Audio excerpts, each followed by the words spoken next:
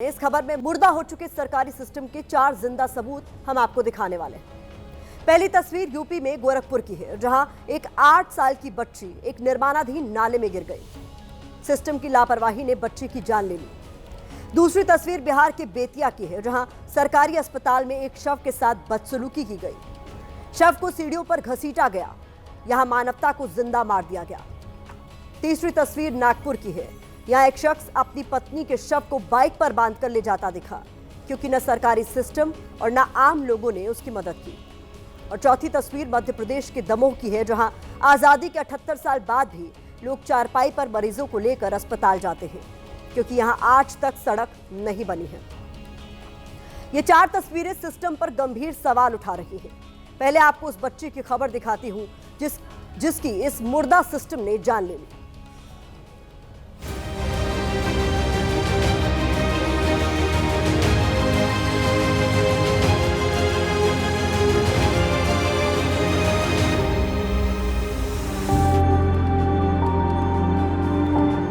ये 8 साल की आफरीन है, जो अब बस तस्वीर बनकर रह गई है। आफरीन अब कभी लौटकर नहीं आएगी, क्योंकि गोरखपुर में आफरीन को सिस्टम ने मार डाला। उत्तर प्रदेश के मुख्यमंत्री के क्षेत्र गोरखपुर के तिवारीपुर थाना क्षेत्र के गोसीपुरवा लाला टोला में भारी बारिश के बाद पानी भर गया था। 11 अगस्त को शाम 4 बजे आफरीन पढ़ाई करके घर लौट रही थी, लेकिन पानी ज्यादा होने की वजह से उसे निर्माणाधीन नाला नहीं दिखा, जिसपे गिरने से बच्ची की मौत हो गई। जो निर्माण चल रहा है नाले का, यहाँ कंस्ट्रक्शन चल रहा है, इसको अभी हालांकि यहाँ पर ढक दिया गया। ये आप देख सकते हैं, ये नाला खुला हुआ था और चूंकि पानी सड़क से काफ़ी बराबर था और बराबर पानी होने की वजह से लोग, जो बच्ची थी आफरीन, वो नहीं समझ पाई कि यहाँ पर पत्थर नहीं लगा है और वो अव्यवस्था का जो नाला है उसकी भेंट चढ़ गई। स्वच्छता सर्वेक्षण में गोरखपुर चौथे नंबर पर है, लेकिन ऐसा लग रहा है जैसे वाटर लॉगिंग के मुद्दे पर नंबर 1 हो गया है। सिस्टम की इस भयानक लापरवाही पर लोगों का गुस्सा भड़क उठा है। यहाँ रहने वाले लोगों का आरोप है कि बच्ची नाले में डूब गई, लेकिन कोई अधिकारी नहीं आया। जब ठेकेदार नाले का काम कर रहा था तो उस पर स्लैब क्यों नहीं डाला गया था? हादसे के बाद देर रात कुछ लोग आए और नाले को ढककर चले गए। ठेकेदार की लापरवाही से नाले का जो निर्माण का काम चल रहा है, उस पे बीच में कई जगह पे नाले का स्लैब छोड़ दिया गया है। कल जिस वक्त ये हादसा हुआ, उस वक्त हादसे वाली जगह पर ऐसे हालात थे। बच्ची को आसपास के लोगों ने ही नाले से बाहर निकाला। जब तक अस्पताल लेकर गए, तब तक बच्ची की सांसों की डोर टूट चुकी थी। कल गई थी मेरी बच्ची पढ़ने और पानी बरस रहा था। अब गड्ढे में पानी भरा था, उसी में स्लिप की मेरी बच्ची नाले में गिर गई। मेरी बच्ची इस सब लापरवाही सर उन्हीं की है, ठेकेदार की। दरअसल ये हादसा नहीं, ये बच्ची का मर्डर है, जिसके लिए गोरखपुर का नगर निगम जिम्मेदार है, जिसके लिए ठेकेदार जेई जिम्मेदार है। कि नगर निगम के द्वारा ये बताया गया कि उनके सभी नाले मतलब जो उस जगह पे थे कवर्ड हैं और उसमें वो 2 मीटर तक के ही गहरे हैं, तो उनके द्वारा इस चीज को चेक करवाया जा रहा है। जब ये हाल मुख्यमंत्री के क्षेत्र का है, तो समझ लीजिए बाकी जगहों की तस्वीर क्या होगी।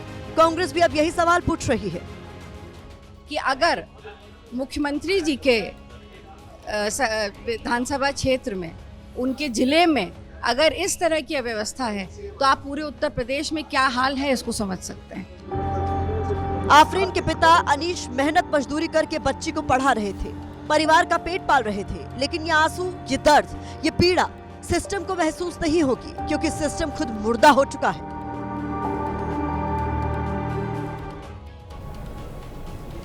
सोचिए, एक बच्ची गड्ढे में गिरकर मर जाती है, किसी की जिम्मेदारी तय नहीं होती, क्योंकि सरकारी सिस्टम निकम्मेपन की नींद में डूबा हुआ है। अब मैं आपको जो तस्वीर दिखाने जा रही हूँ, वो आपको सोचने पर मजबूर कर देगी कि हम सिस्टम को मुर्दा क्यों कह रहे हैं। ये तस्वीर बिहार के बेतिया की है, जहां सरकारी अस्पताल में एक शव के साथ बदसलूकी की गई। शव को सीढ़ियों पर घसीटा गया। जिस वक्त अस्पताल के कर्मचारी शव को घसीट कर ले जा रहे थे, उस वक्त वहां कई लोग मौजूद थे। जिसने भी इसे देखा, उसकी रूह कांप उठी, लेकिन इससे अस्पताल के कर्मचारियों को कोई फर्क नहीं पड़ा। ये मानवता की मौत नहीं तो क्या है? दूसरी तस्वीर नागपुर की है, जहां एक महिला की सड़क दुर्घटना में मौत हो गई थी। जब इस महिला के पति ने लोगों से मदद मांगी, तो किसी ने उनकी मदद नहीं की। इसके बाद पति बाइक पर पत्नी का शव बांधकर घर ले गया। तस्वीरें विचलित करने वाली हैं, हम आपको दिखा भी नहीं सकते। ये दोनों तस्वीरें इंसानियत को शर्मसार कर देने वाली हैं। इंसानियत दिखाई जा सकती थी, लेकिन न सिस्टम जागा और न आम आदमी की मानवता। 2 दिन बाद हम सब 15 अगस्त मना रहे होंगे, तिरंगा फहरा रहे होंगे। सिस्टम की बड़ी बड़ी इमारतें तिरंगे की रोशनी से जगमग दिखेंगी। इन तस्वीरों को हर कोई देखेगा, लेकिन 78 साल बाद भी मध्य प्रदेश के दमोह जिले का नागमणि गांव सड़क नहीं देख पाया है। 78 साल बाद भी सिस्टम इस गांव तक सड़क नहीं पहुंचा पाया है। सरकार के विकास के दावे यहां आकर बेपर्दा हो जाते हैं। गांव में जब कोई बीमार होता है तो उसे इसी तरह से चारपाई पर लेटाकर खेतों से होते हुए 5 किलोमीटर चलकर मुख्य सड़क तक पहुंचाया जाता है।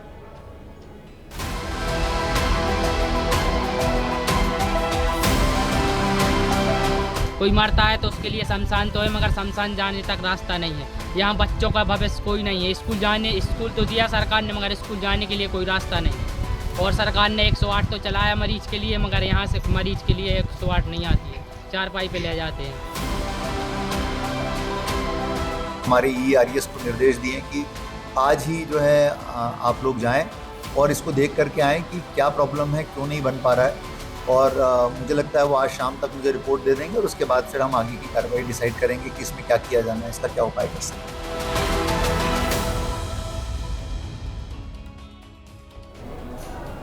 क्या आपने कभी सोचा है कि हमारे देश का सरकारी सिस्टम इतना लापरवाह और गैर जिम्मेदार क्यों बन चुका है?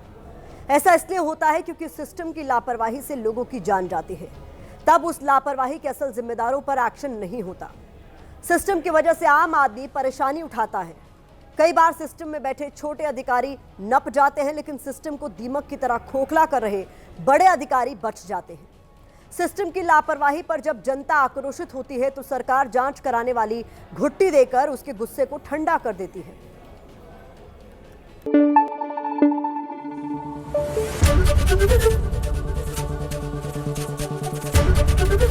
ABP न्यूज आपको रखे आगे।